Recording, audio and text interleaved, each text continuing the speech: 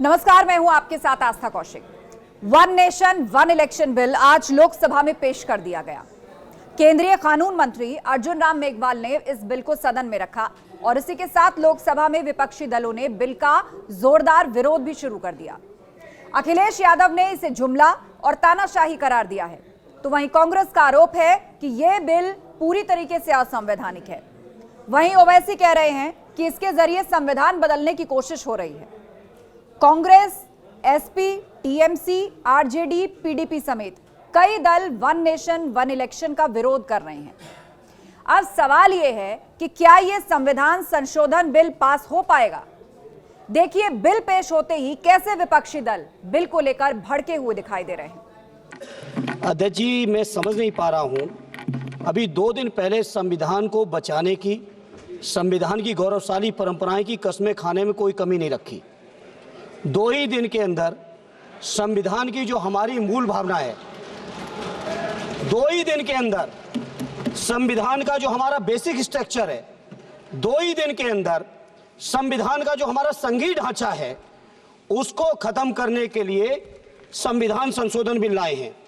मैं मनीष तिवारी जी से सहमत हूं और अपनी पार्टी और अपने नेता आदरणीय अखिलेश यादव जी की ओर से कहना चाहता हूं, ये बिल पूरे देश के जो अलग अलग भेष, भाषाएं, संस्कृति, क्षेत्र की जो मान्यताएं हैं, जो हमारे संविधान निर्माताओं ने बहुत सोच विचार के मंथन अध्ययन करके ये संघीय ढांचा तैयार किया था, राज्यों का गठन भी किया था, संस्कृति के हिसाब से, क्षेत्र के हिसाब से, भाषा के हिसाब से, परिस्थितियों और समय के हिसाब से।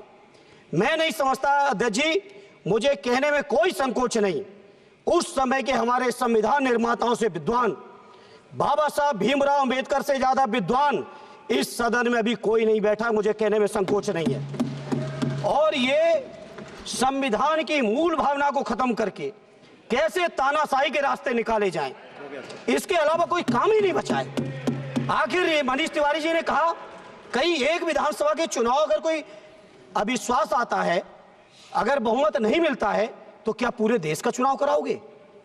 पूरे देश का चुनाव कराओगे? और ये लोग एक देश, एक संविधान, एक चुनाव की बात करते हैं। जो लोग 8 विधानसभाएं भी एक साथ नहीं करा पाते हो, मौसम देख के तारीखें बदलते हो, वो लोग बात करते हैं एक देश एक चुनाव की। इसलिए अध्यक्ष जी, मैं अपनी पार्टी की ओर से, अपने नेता आदरणीय अखिलेश यादव जी की ओर से इस बिल का पुरजोर विरोध करता हूं और आपके माध्यम से देश के जनमानस से कहना चाहता हूं, ये भारतीय जनता पार्टी के लोग तानाशाही लाने के नित नए रास्ते लाते हैं। जो 8 विधानसभाओं का चुनाव एक साथ नहीं करा पाए, 4 राज्यों के चुनाव एक साथ नहीं करा पाए, वो पूरे देश की लोकसभा और सारे प्रांतों की विधानसभाएं एक साथ कराने की बात करते हैं। मैं पूछना चाहता हूं सरकार से, अगर एक प्रांत के अंदर सरकार गिरती है तो क्या पूरे देश की लोकसभा के चुनाव कराओगे? क्या अगर लोकसभा के चुनाव के चक्कर में उस प्रांत के लोग क्यों सफर करेंगे? अरे चर्चा कर लेना। अरे कुछ नहीं बचा है, कुछ नहीं बचा है आपके पास। अध्यक्ष जी, सदन को थोड़ा सा सिस्टम में लाएं। अध्यक्ष जी, आपसे अनुरोध है, आपके माध्यम से सरकार से अनुरोध है, जनता ने बड़ी उम्मीदों के साथ हम सबको भेजा है और हम सब लोगों की जिम्मेदारी है, ये संविधान विरोधी, संघीय ढांचे विरोधी, बेसिक स्ट्रक्चर विरोधी कई केसों की चर्चा की मनीष तिवारी जी ने, मैं उनके साथ जोड़ते हुए माननीय सर्वोच्च न्यायालय की भावनाओं के विरोधी, गरीब विरोधी, दलित विरोधी, पिछड़ा विरोधी, मुसलमान विरोधी, इस नीयत को वापस लो। ये अध्यक्ष जी, आपके माध्यम से मेरी आपसे प्रार्थना है। बहुत बहुत धन्यवाद। Asaduddin Owaisi, speaker sir,